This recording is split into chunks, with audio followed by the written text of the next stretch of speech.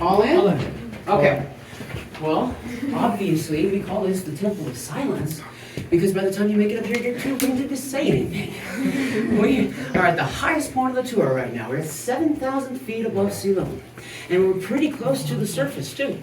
In fact, we're so high up that up there through that little area we call Jaws, that area back there, that's only about 20, 30 feet from the surface, and so close that there are tree roots growing into that area back there. It makes the air in here smell earthy and musty.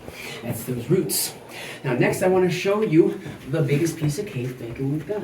And that is this part of a ridiculously unbalanced breakfast right here. This is about 4 feet long, hangs down about a foot. And we kind of talked about how these form, where water comes in the ceiling, rolls along the underside, leaves a layer of minerals.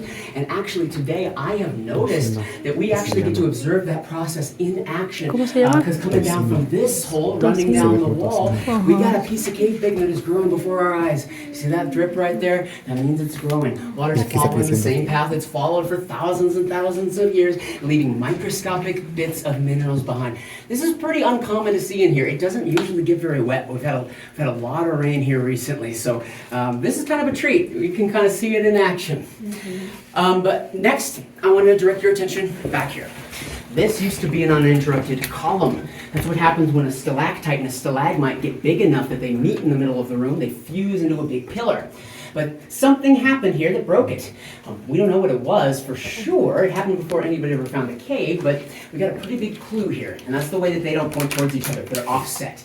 And the only way that can really happen is if the ceiling and the floor shifted in different directions and snapped it in two.